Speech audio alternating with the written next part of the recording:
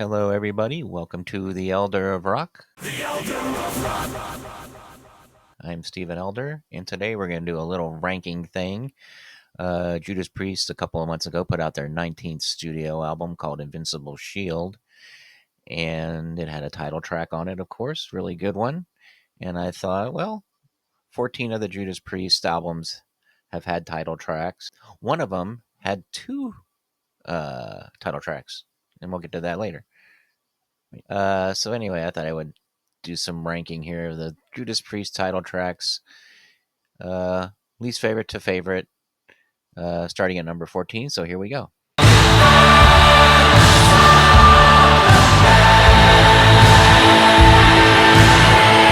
First pick here, or my least favorite one here, is going to be Defenders of the Faith from, of course, Defenders of the Faith.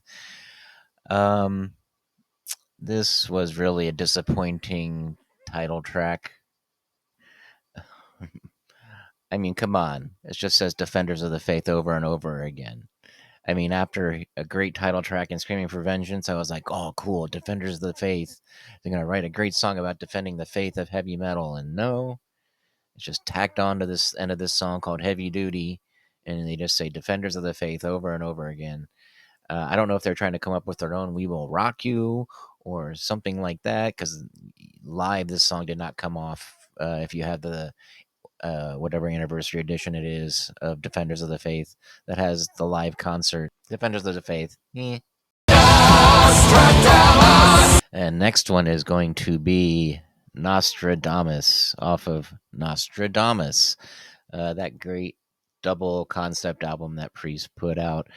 I probably don't hate it as much as other people do, but yeah, it's still not one of their best albums. And this song Nostradamus just is just kind of, they tried, they tried to, it's actually one of the more thrashier songs on that album, but it's just, I mean, how many times can they say Nostradamus in a song?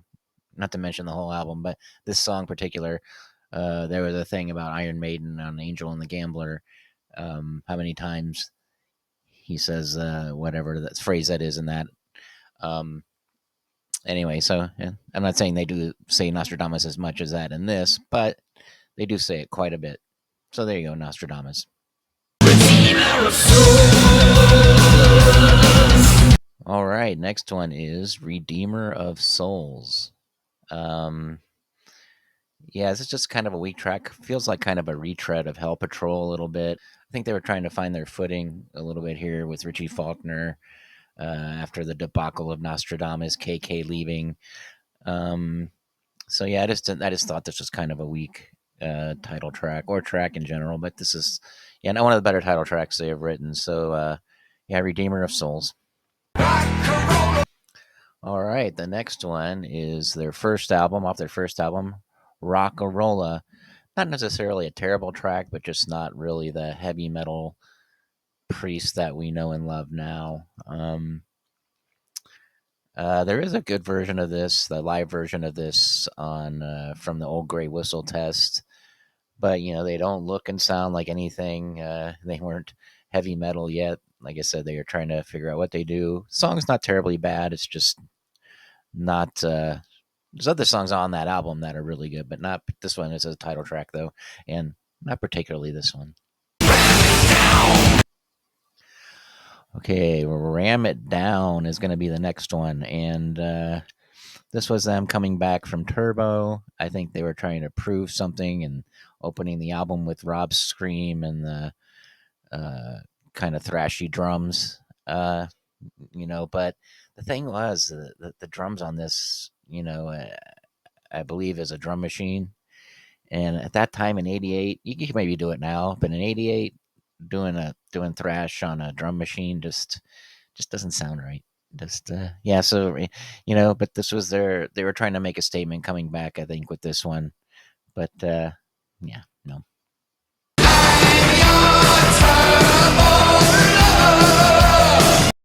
All right, well, this next one you might get me on a technicality here, because next one I'm going to say is Turbo Lover. Yes, the album is called Turbo, but I think many people do see this as the title track, so I'm going to give myself some leeway here.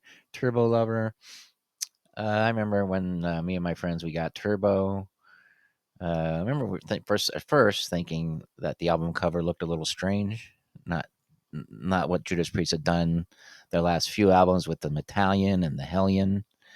Um, but anyway, I remember putting this on and hearing that beginning come in and that.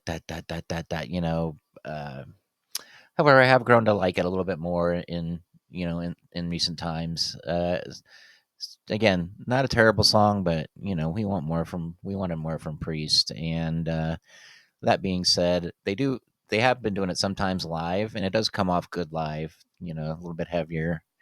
And there was also a cool high octane mix of Turbo Lover. If you ever might have been, I don't know if it was one on a bonus track on it or not. I can't remember, but on one of the expanded editions. But anyway, that's kind of all right if you want to hear Turbo a little bit differently with a little bit heavier drums and I think the guitar solo is cut out of it too. Yeah, but anyway, so there you go.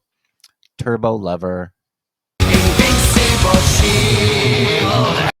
Right, the next one is going to be the latest album, Invincible Shield. Um, could maybe get up higher on the list, but again, this song just came out. I really like it. Really good. Good. That whole album, of course, is pretty good. But this song is. I really like it. Good title track. Um, nice. Nice all the way around. What can I say? But like I said, it has to stand the test of time. All right, next one we're gonna go with is Stained Class. Um,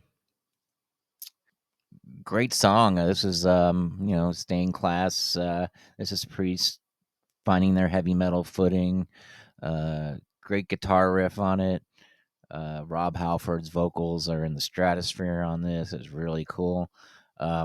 Halford did this live with his Halford band a few times. I don't know if Priest has done it. I know they may have done this, or maybe I'm thinking of Saints in Hell. They have done in recent concerts. But yeah, this is a good song. Again, great guitar work, great vocals. Uh, Production is getting metallic. Their sound. They're dialing that in a little bit. So yeah. So Stained Class.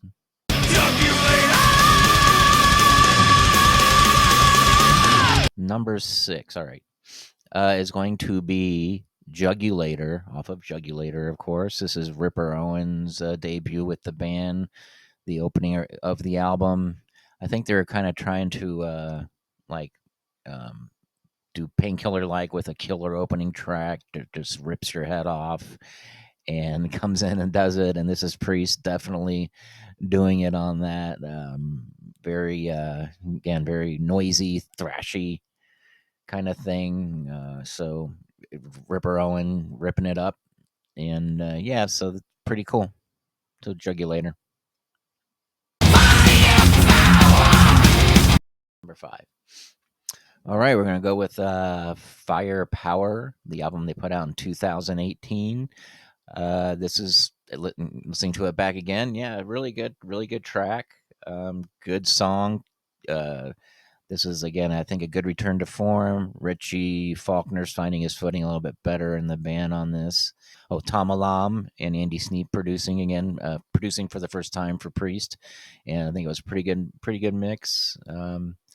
And just a good firepower starts off the album, and it's a great way to start off that album. Really nice. Number 4, we're gonna go with. This is going to be where the 2 title tracks are on one album, depending on where you got the album. So in the UK and all that, they called this album Killing Machine. We might know it as Hellbent for Leather, but Killing Machine. Like again, this is a either or. I've always liked this song even before I knew it was a title or heard it was a title track. I don't know why they felt the switch. I don't know. Was it because it was Killing Machine and they thought Hellbent would be better than Killing? Hellbent Forever. I don't know, but I guess I can kind of combine these two here. Because this album, Hellbent for Leather, Killing Machine, whatever you want to call it, this is them uh, embracing more of the heavy metal sound. And based on the heavy metal sound, the heavy metal look.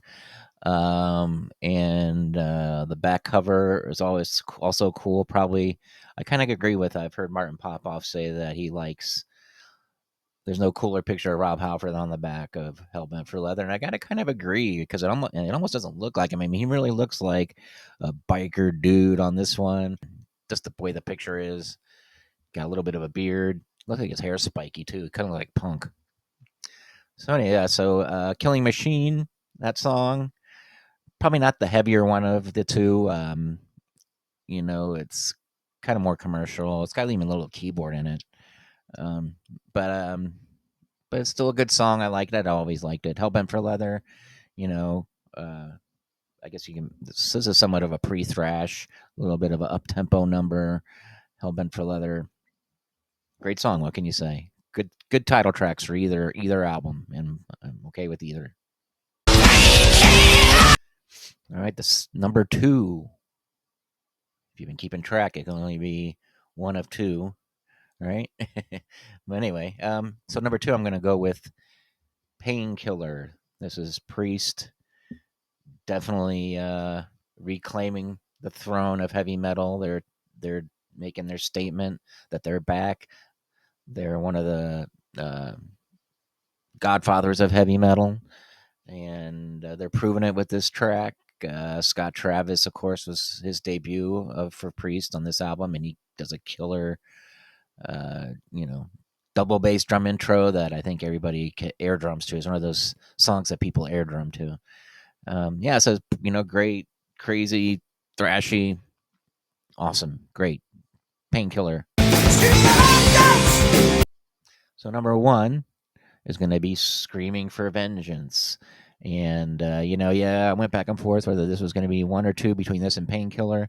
I decided to give it to this one because there couldn't have been a Painkiller without Screaming for Vengeance. This is like kind of a pre-thrash song, before there was thrash. This is Priest doing a really great up-tempo number. This is Rob Halford literally screaming for vengeance on this. Great guitar work. I love the way it feeds back out until you got another thing coming.